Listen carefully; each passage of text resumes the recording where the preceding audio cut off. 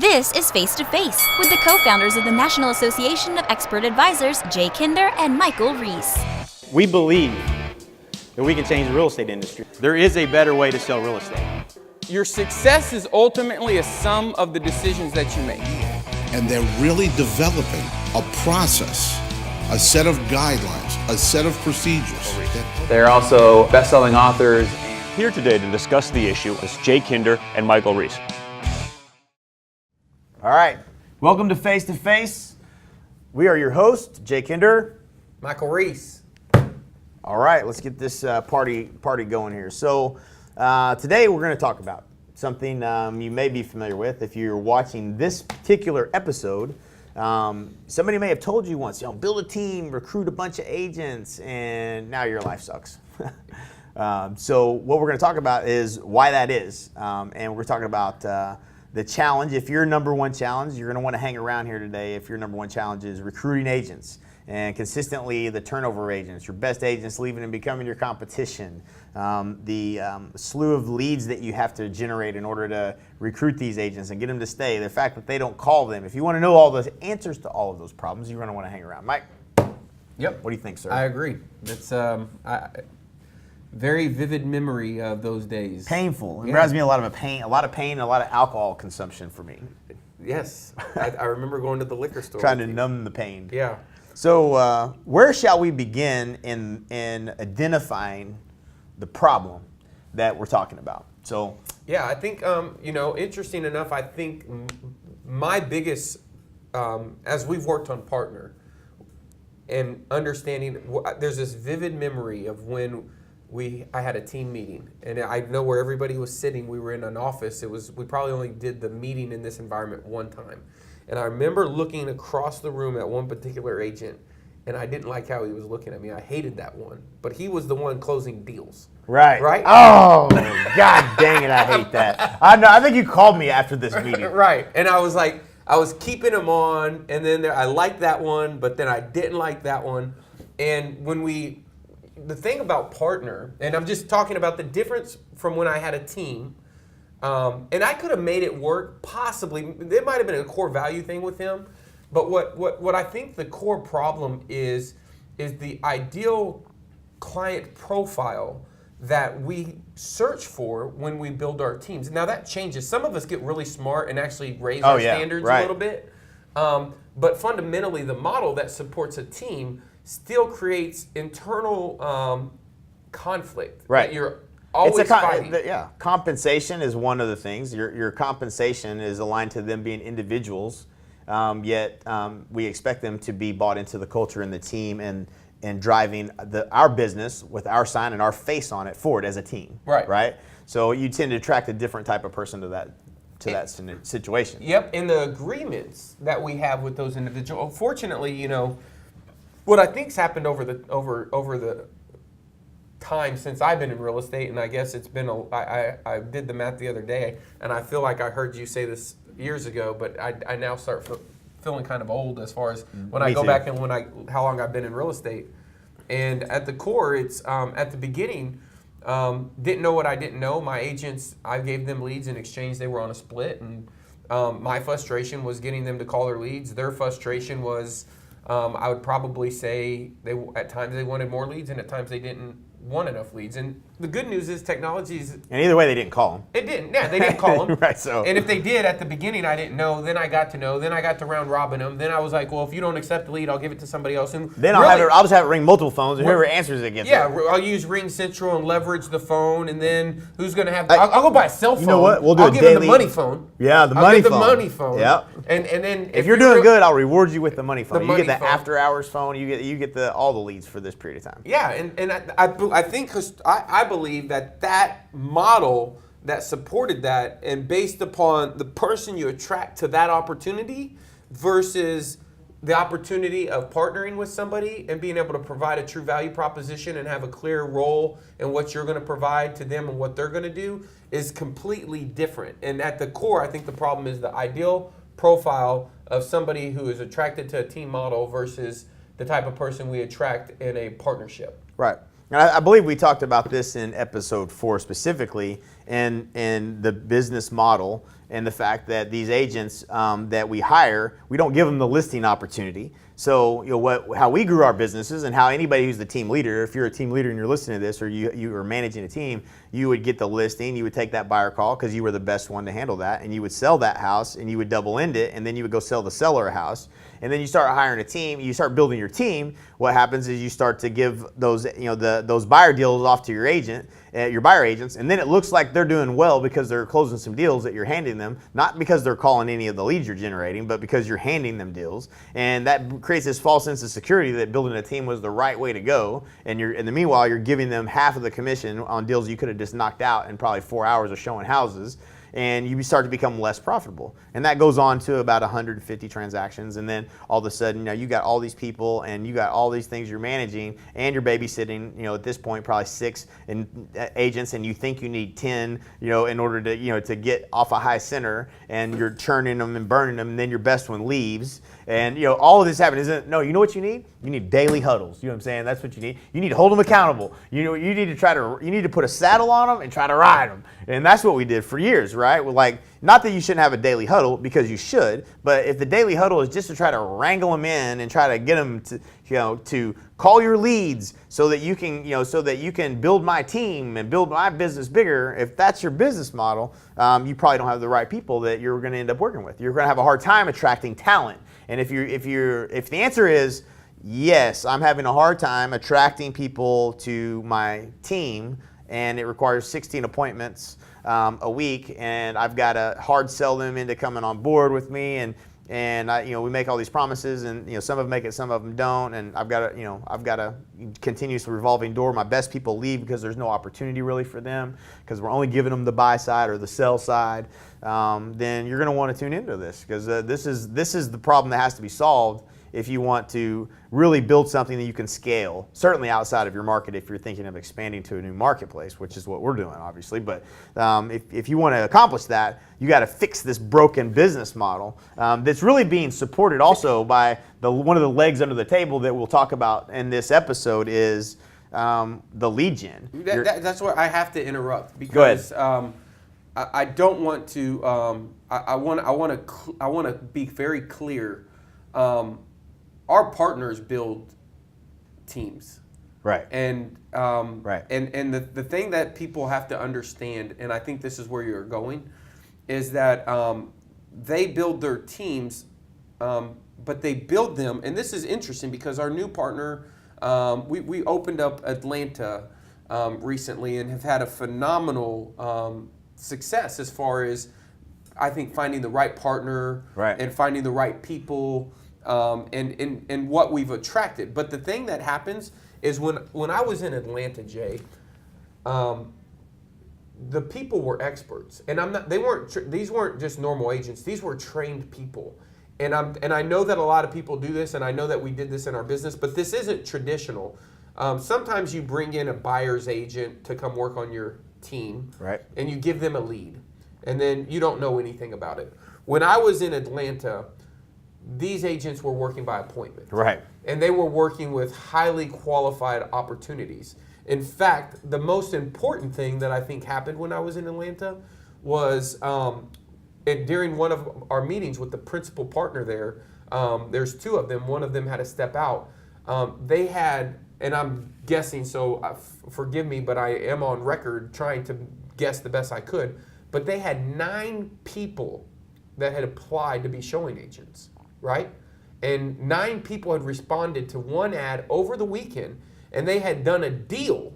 I forget the price. I think it was $450 or something like that, from them creating a system so that they could optimize the business model and leverage the showing agent. So I don't have a problem with the buyer transaction or the seller transaction. That's not what we're saying, right, in the team model. We're generating buyer opportunities, but we're not doing it in a way that most teams have historically and are currently doing it based upon the book.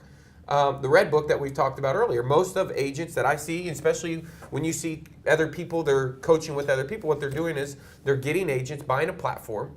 They're being the conduit to the lead. The value they're providing is, I can stroke the check, you can't. let me go stroke the check. I'll give you leads. You do all the follow-up, and then there's a split. And the value proposition, our model still hints on still creating a hub that everybody's utilizing the same systems, the same tools. So an example is we have a partner that lives in Melissa. And this gentleman called me yesterday. And he said to me, if I've received so many inbound phone calls, meaning people calling wanting to work with him, is there any way you could get me some help? Right? And so that's the difference with the team versus traditionally a team works like this. The team owner leaves. Yeah. Right? Right. And then the systems either work or they don't. And then when he shows back up, randomly from maybe his 100 listing appointments that he gets to go on, or his conferences that he's been on, and he comes back into the office, maybe he's been at the lake for a week. Right. Which you should be at the lake. You know what I'm saying? Like, you should be allowed to have a business that allows you to go to the lake. That's why we started this whole thing in the first place. Absolutely. And so the difference is that this business unit that supports that whole infrastructure. Right. That's the difference. It's stable. It's ran like a business. It's a true hub. Almost like expansion.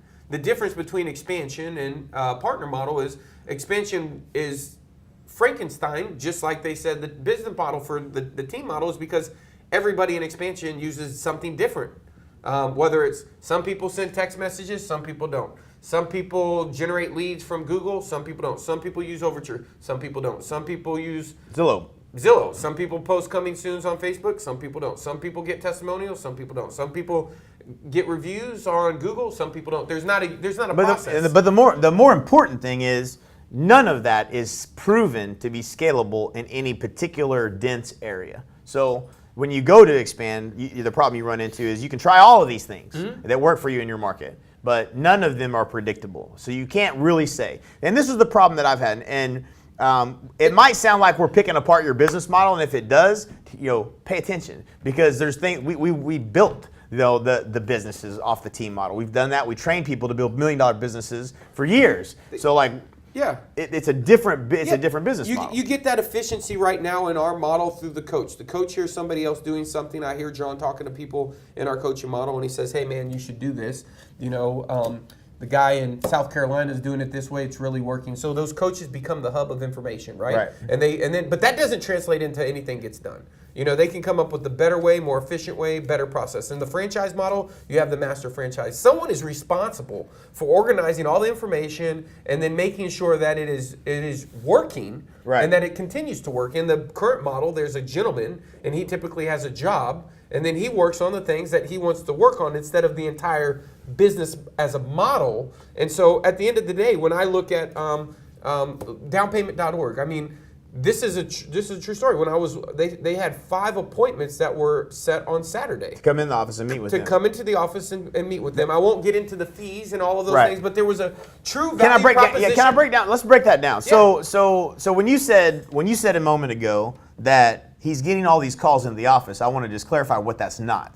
So whenever we used to recruit agents to a team, and if you're recruiting agents to your team, the first mistake we used to make was we would be like, this isn't I got a buyer for your home, so will you call me? Right. This isn't a trickery offer. No. This is a buyer. I'll get there. I'm gonna get there. That's where I wanted to go, but instinctively I want to go back to this is how I was doing it. This was the first level of mistake you make at the team level. Look at all these leads I've got here. You see this? Let me just log you into my lead platform. Look at all these leads that aren't getting called by all my other agents that are supposed to be calling leads. They don't call them. And these are going to be all yours. They're all yours if you just come over here. And then what do they do? Go back to that. That's who we're talking to. If you're going, yep, that's me. I know average productivity. If it's you by the productivity per agent. Right. That's the formula we look at everywhere. We had this morning, it was funny. Somebody sends an email, hey, they're killing it. These people are killing it. We do the math. How many transactions? You can have 6,700 transactions a year. You can have 25,000 a year. If your productivity per agent is 1.5, less than 1.5, then you haven't done anything revolutionary other than scale a bunch of bullshit. That is a madhouse, you know what I'm saying? And it might or might not be profitable. 5% plus or minus. I'll never forget when I met one of the top coal banker brokers in the world on the most offices. His margin was 5%. He went out of business in 2008. If you're working on 5% margin and that's your margin, you're a volume model, you're a discount, you're subject to your commodity. But going back to my point is when I used to generate, recruit agents, I would try to tell them about all the leads. And then they would come on board and they were like, well, where are my leads? I want my leads. I want my leads. Well, guess what, everybody? Our cost per lead. I talked to my dad just this last week. He still has a Coldwell Banker office in Lawton. And he actually has one of these lead platforms that we don't use for the purpose of lead gen for our team, for our partners and their teams. Right. Their cost per lead was $34 in Lawton, Oklahoma. So do the math. I don't know. I'm sure, and if you're one of the top people that do listen to our podcast, like many of you are, top producing teams, you've solved a lot of these problems, but you still notice, man, my cost per lead is going up on all these platforms that I've got, and you probably have multiple platforms that you're trying to manage multiple agents' productivity on. It is not easy, and you know this. And even if you may have solved some of these problems, that's a big one to get. But you don't want to be promising leads that aren't leads. Like, what's the definition of a lead? Is the definition of a lead Mickey Mouse, Donald Duck, or fuck you? Because those were 3 of the opt-ins my dad paid $34 for. And I'm sure that you probably get the same thing. Is that a lead? No, it's not a lead. You can't. That's not even a real person. They don't even give you the real information. And the next level is, are these people predisposed? If somebody walks in, I use the Walgreens analogy all the time. If you walk into a Walgreens, there's a pretty good chance you're going to buy something. That's a lead for Walgreens if you walk in the front door. Somebody who just does a home search, doing a home search, does not make them any more qualified to buy a house, any more interested in buying it from you than anyone else on the street. You just pick a random person that's walking down the street. You're not going to have a much different rate. And here's the proof. So some of the most sophisticated people that I know that have big teams and lots of lead generation, I ask them this question. So how many deals are you doing per month based on the number of leads you're generating? And they'll tell me something, a number, whatever it might be. And they say, well, out of my database, yeah, we're closing 2%, 3%. That's if they are even sophisticated enough to know that. Well, what's the average time that a home buyer does a search to the time that they buy on average on your list? And I was talking to somebody who's been around as long as we have using these platforms, that has enough people in those platforms using those platforms, that the average was 468 days. So from day one, when you hire an agent, you start giving them these leads, you're probably a year, and this is just in his market. I believe his math is right, but I don't know that scales. Everybody's is like that. The markets change. The markets are different, this and the other. But someone that's doing a home search starts early in the process. That doesn't mean they're going to buy it. They're not going to buy it from you. And we suck at follow-up. Let's just face it. And our buyer agents are 10 times worse. So we're bringing on these people. We're making all these promises of all these leads, and we create this culture of entitlement. We talked about it. We used to talk about it all the time. Like this feeling of entitlement. Like when you're in that moment, and you're in the meeting, and you're sitting across, and you're looking at that agent that doesn't respect the fact that you're doing all this for them, and you want to punch them in the face. You just have that feeling like, I don't like this one. I like this one. Man, I wish there was more like this one. Man, this one's awesome. But you have this turmoil, internal turmoil. We don't want to fire them if they're producing, but those are the ones that are bucking the system, and they're doing deals on their own. Usually, if you're tracking it, they're doing deals on their own. They're not doing deals mostly deals that you gave them, or maybe it's 50-50. The rest of them are doing 90%. I'll never forget when you called me and did the math on company generated versus agent generated. 90% of the deals were being done by company generated. So they were doing deals you were generating, whether it's through phone calls or through the internet or through whatever, or open house or however, but you were tracking all of that, but they don't do deals on their own. Why do they not do deals on their own?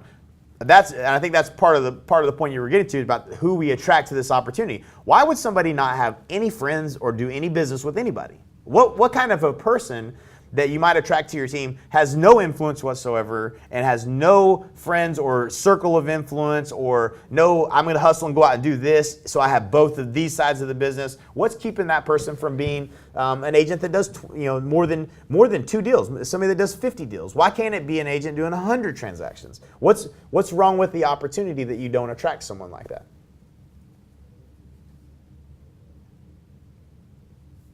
I think it's an ownership mentality at the partner level, meaning right. The most of the agents that I worked with, the first thing is, Jay, is that you have turnover. So you end up training your talent and they go away. So you lose that opportunity, right? You lose that opportunity, and so it's when you bring them in, that's the offer.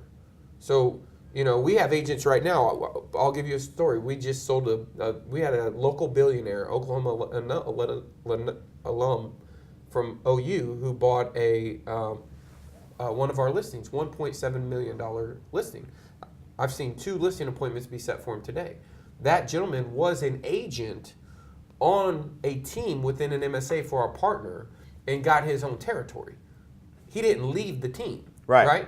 But what happens is, and this is, I think, real important. I mean, it's as we're talking, like, you're even triggering things, and I'm trying to understand a good way to articulate it. Right. But it's because when we, in the essence that we're partnering with them, it goes back to what we do and they do, right? And they have a responsibility, but the responsibility, they also have an opportunity. And we are their opportunity, and they are our opportunity. Right. And so as long as we both do our job, and we both have an agreement, and a long-term agreement in writing. Right. And so this isn't an agreement that says you're going to do 1 deal a month or 2 deals a month. Right. And so what we're doing, just so you know, the difference in the hub is that we have a standard because we have standardized the scalable lead gen, whether it's investing in labor dollar, whether it's investing in marketing dollars.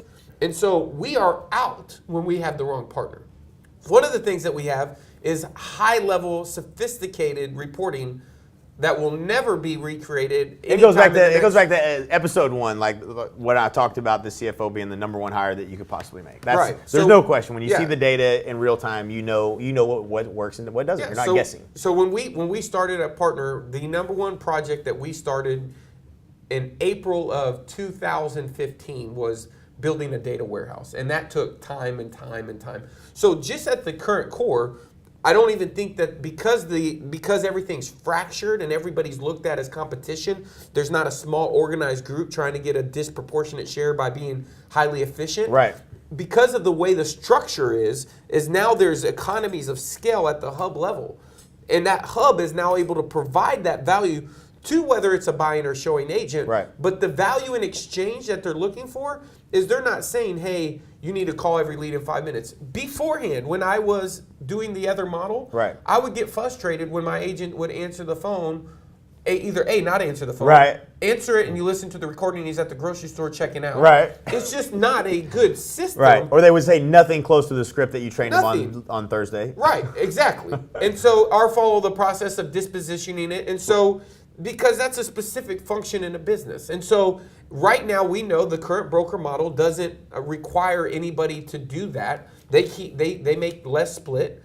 They make a recruiting model. And then for the ones that want to take the extra dollars and go figure that out, they do it. And with the little margin that they have left, they have a business and they have to, in order to make it work, they have to leverage one ISA so they don't miss out on the seller opportunities. Right. Or possibly 2 if they're really ambitious, but really no more than that. When you have currently within our current call centers, I think we hired 3 more that are going through right now. So we're probably at between downpayment.org and the 2 call centers, we're probably at 27 people on the phone this year. Right. You can't be inefficient. Right. You have to learn. And so at the core, plus little things turn big dollars. Yeah. Little tweaks make giant gains. All the way down to how you work with the lender, and it's a better experience for the consumer. Right. And so all of that is, I think, really where the team model falls down. It's that the team model falls flat on its face, which was called the face plant. The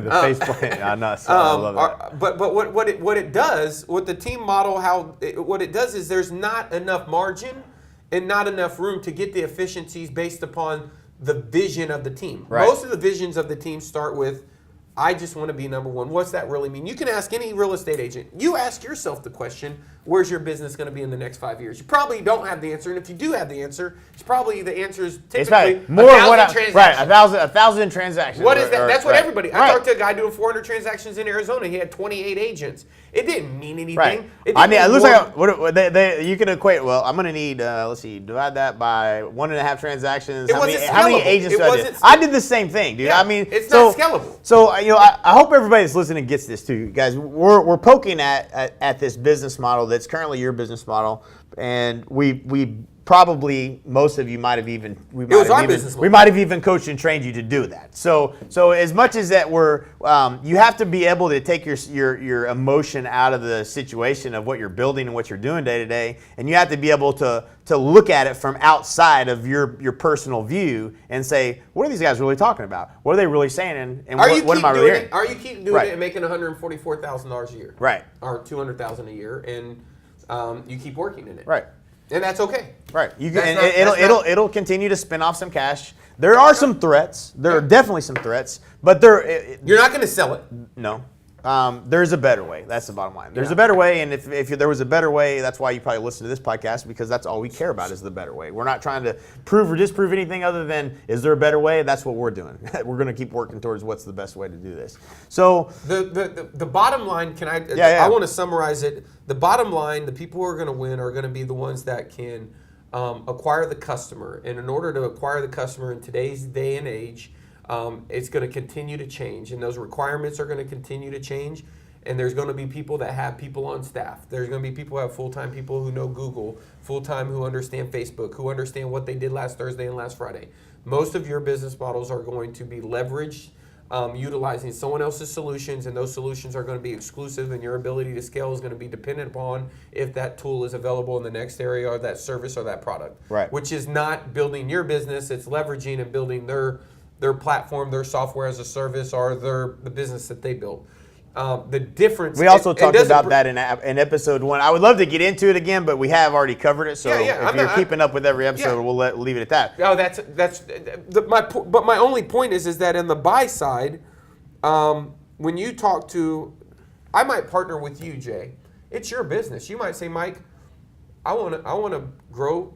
I want to get 2 or 3 showing agents. Well, there's a best practice for that. Right. Right. How do people currently find out those best practices? Crash into the wall. They, right? Are they seek the best? They Right. find someone else. If they're smart, they call. It's like I just talked to a good past client of ours on pace to do 1,000 transactions. His number one headache is recruiting. You know, I called out all his symptoms, and he didn't even tell me he was sick. But he was trying to solve some of those challenges, and he's a baller. He's building, he's maximizing this model to the best it can be, but it's not. But to run an efficient showing agent model, what do you have to be good at? You have to be good at to run an efficient showing model. Yeah, showing You have agent to have for scalable lead generation and the ability to set the appointment and get the buyer to show up in the office and want to do business with you. Right.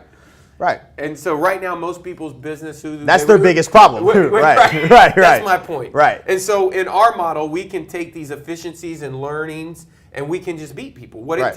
Time is your biggest in opportunity. Right. The window closes. Right. So yeah. the As you're opportunity- listening to us do podcasts, you're hearing Dallas is scaling, Atlanta is scaling, Houston is gone. These opportunities are here now. They won't be very long. No. Because what we're doing is working. Right. And it's getting massive results quickly. And when you transition to this model, it makes a huge difference. So let's talk about. Can we talk about the lead gen, because we've alluded to it. You've mentioned downpayment.org a couple of times, but I don't know that everybody really truly knows and understands what that means and why we're able to schedule so many qualified buyers. Like when you said we got one person in one market that is generating a ton of transactions, of people are calling the office wanting to do business with them. That's not normal. When we think, oh, the phone's ringing with buyers calling, and they're calling sign calls. Well, we don't even get those calls anymore. Those have diminished. The good old codes on the sign. Call 1-800 to find out more information about this home. All that stuff is continuing to diminish in terms of working. People want the damn information; they can get it from their phone. They don't need to talk to you. So the ability to even generate a phone call is foreign to most of even the top teams out there. So how are we able to create such a qualified buyer that says, I want to talk to you about buying a home? Because that's what's missing from everyone's business. They don't have the ability to do it scalable. They don't know how to do it. They don't have a proposition that they're offering to the buyer that makes that even possible. And I think that's a huge differentiator in our model that we have is a way for us to predictably generate deals where other people can't. Yeah. So the beginning with that question is when you're running at scale, you actually have taken you've actually taken the time to document and define what a qualified opportunity is, and you've clearly communicated to everybody in the organization. Right. That's when you're running a business. Right. And so most people don't understand that. That's a recent lesson learned. Yeah, most people don't even have Right, that. right. And it's important. Go get 28 ISAs and don't do that. Right. You can't run. Right. You're sending people on appointments. Right. So So let's talk about the symptoms of when you don't do that, because I think when you think about, well, I have And one ISA, I don't think about it like. Well, and I want to eat crow here. I want to finish my statement Okay. because I want to say where we dropped the ball.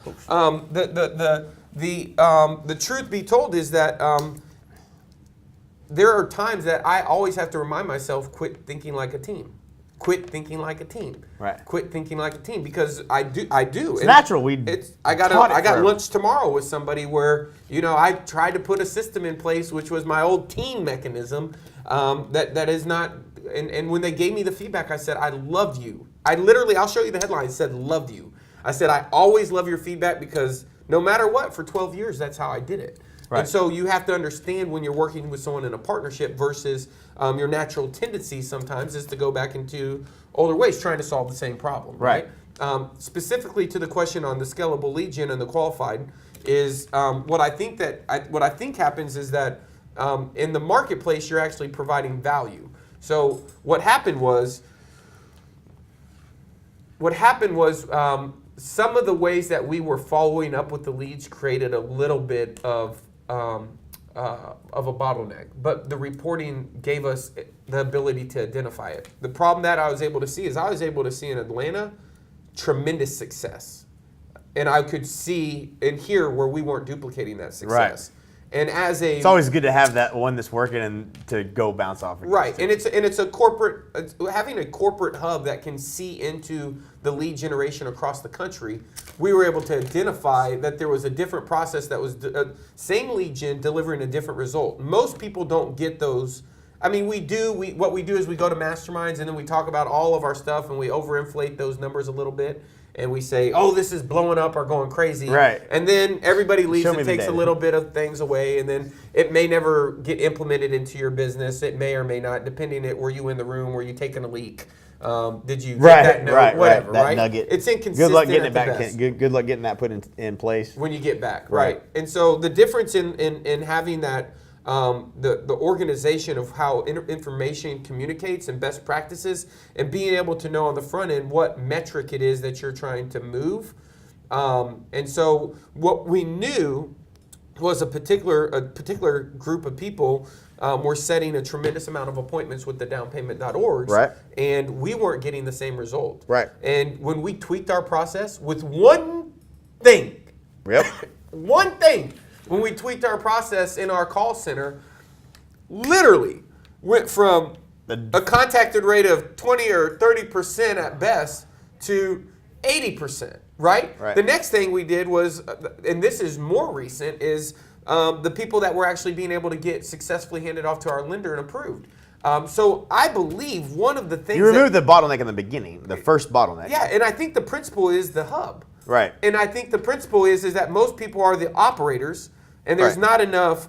Well, yeah, let's go back. So when we say hub, we know what that means, but what does the hub mean? The hub means you got 27 people that are dialing that when a lead comes in, speed of response isn't hit and miss. When it was an agent, if you're showing a house, if you're with a buyer, if you're in a closing, if you're in the shitter, no matter what it is you're doing, you may or may not answer that phone call. You can try to make it scalable. Are they going to say the same thing? Can you manage them? You got 10 people that are reporting to one person and getting trained on a regular basis. How well are you doing that? Can you say that you're excellent at it or not? But we solve first response, immediate response, scaled it. Now we can do it for any number of leads that we're generating. We know how to scale that. So, like as you start saying, well, the hub is the principle. The principle is we solved the problem that agents we never could solve before, which was my agents don't call the leads. They don't say the same thing. They randomly answer the phone. We try to solve all that. We try to train them. We try to whip them with a whip. We try to offer them all kinds of incentives. We've done all those things, and nothing is predictable about it. Is the first piece of the problem you solve when you have a hub that's dedicated to that. Right? So the other efficiency you talked about, which was connect rate. You just said, yeah, but you also said, keep going.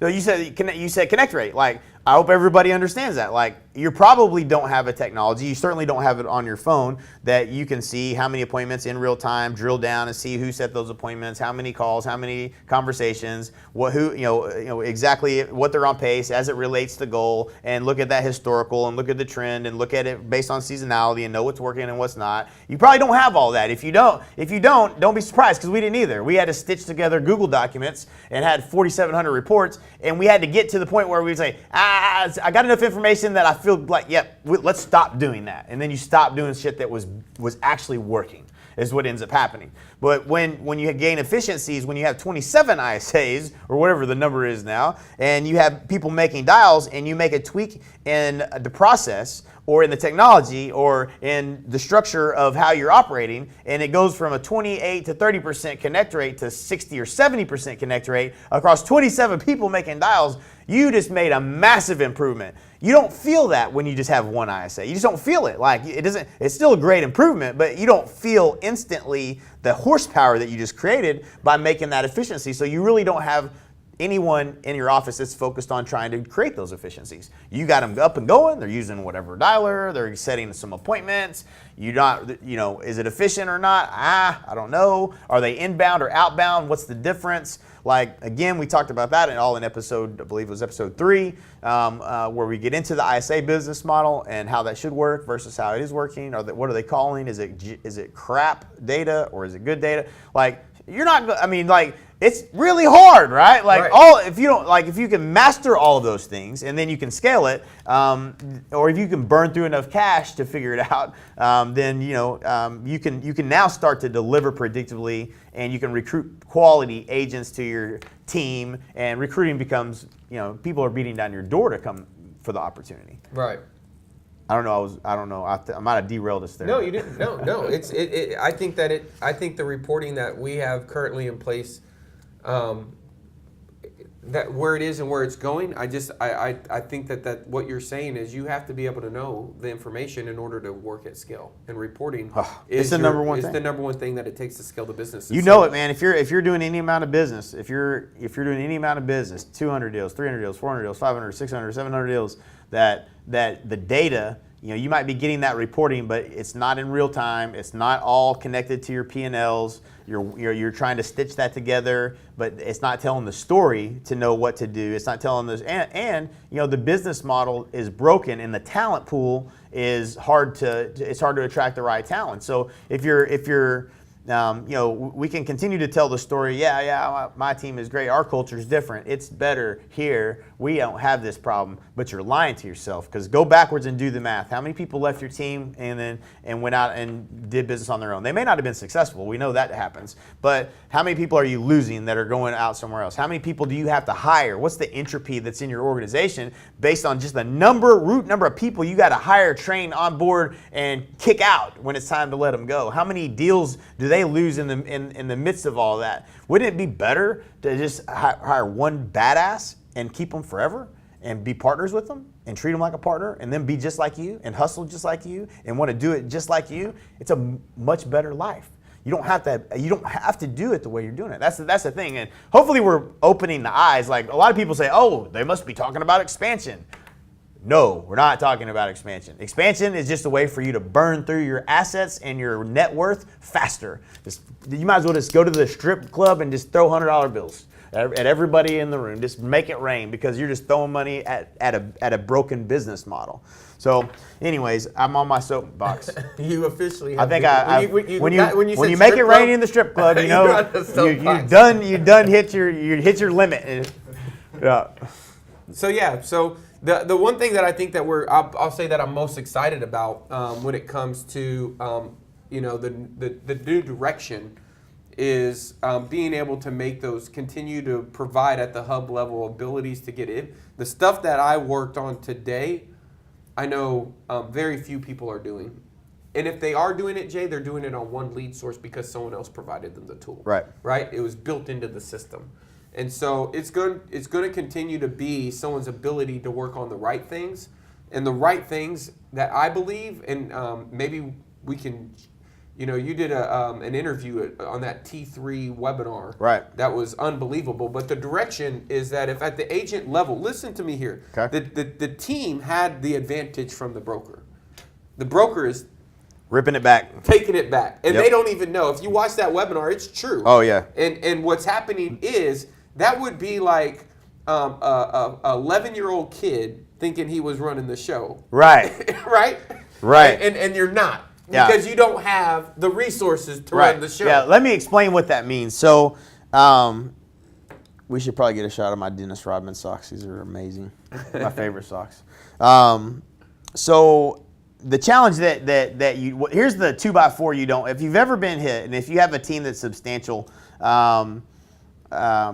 if you have a team that's doing substantial business, you've definitely been hit by a 2x4. And what the 2x4 is when you're doing your strategic planning and you do your strengths, weaknesses, opportunities, and threats, and you forget something that might happen that shouldn't happen, but what if it did? And then it happens, right? And all your agents leave, or like something major happens in your business, right? So like the 2x4 is the one that knocks you silly, and you're like, what the F was that? I can't believe that just happened. Like, now what? So we've all had that experience of getting hit with the 2x4 in our business, and you start to get immune to them after a while, and you just realize that it's just another 2x4. We eat that and move on to the next one. I've been hit with pine, I've been hit with spruce, I've been hit with every kind of 2x4. They don't feel any different. They just you take the blow and move on. But when you're trying to build a team and you're oblivious to what's going on around you. We did do an interview and a webinar. I'm sure there's somewhere to get access to it here somewhere somehow, or if not, emails, we'll get it to you, or post. More importantly, post something, and we'll post a remark and we'll get it to you or whatever. But the webinar we did was with T3, who does the trend report analysis, who's Stefan Swanepoel and Jack Miller and that team over there. They did a great job with it. And what you know that's happening, and it's not surprising if you think about it. Like, what do? We basically generate a bunch of leads that aren't really leads, and we recruit agents with the promise of leads, and then we whip them with a whip, and we try to hope that we get a couple of good ones that actually are runners and go do some deals, and we just continue to churn out. It kind of sounds a little bit like the broker model a little bit if you think about it. What's the same thing? The only difference is we're providing leads. So the companies that are out there, the independents, even some of the big box brokers that like Coldwell Banker, Realogy transaction that bought Zip Realty for the technology to control lead gen. Howard Hanna bought an appointment setting division, and now they control appointments and they control lead gen and appointments for some of their agents. But guess what they did? They just put them on a 50-50 split, just like we did. They're doing the same thing. So when you look at what's going on out there, they're spending millions of dollars now on technology and on the same technology that we're invested in, and the same call centers that we're building. Now all of the brokers that have the revenue to do this are doing the exact same thing. And what they're going to do is they're going to call and they're going to set appointments. And they're going to give those leads appointments, not leads, not buyer leads that are Donald Duck and Mickey Mouse. They are going to give legitimate appointments of people that want to buy or sell to their agents. And those agents that are doing 10 or 12 deals for you right now, and they make up the bulk of the deals that get done, and you got 2 agents that are doing a bunch more deals that you probably you don't ever want to lose, but they're probably the most likely to go out on their own and do something. You're competing at $1 per lead with people who have a much more efficient systems in place. And when the reason that your lead cost is going up is for 2 reasons. Number 1, which we talked about in episode, I believe it was episode 2, the platforms that are out there, that they go raise money, and then what do? They tell them to sell more platforms. So your exclusive platform turned into 500 agents using a platform in your market. Now you're competing with 500 agents, same platform, no value. It's just a home search. You get somebody to log in and say, I'm searching for a home, create your account. Nothing really unique about that, guys. If that's what your business model is built on, you're about to get slayed by the big boys that got a lot more money than we all do to try to build these systems. Including those platform companies. Right, They'll just buy them. They can buy them, and they will buy them. That's who's going to buy them. So That's who's buying them. and they are, it's who's buying them, right? So now then what do you do, right? So that's a whole nother deal. But so there's just, you got to wake up and say, listen, you might be too lazy or too tired. Probably not too. I know you're not too lazy, because you're not. The people that are listening to this podcast ain't lazy, but you're too tired. You know what I'm saying? Man, I've been doing this 20 years. Do I have to really go change my model? Just be aware that what's coming is going to change your business. They're going to come recruit your agents. They're going to get your half-ass agents to come back over there to their brokerages, and they're going to give them deals. And that's going to be happening all the while your lead cost is going through the roof. Your heart rate is going up because you're dealing with it every single day, just trying to recruit more agents into a model that's going to spin them out. And they might let you come back and be a team leader. Right. You're right for that. They'll invite you back under some circumstance. But yeah, it'll get real. Right.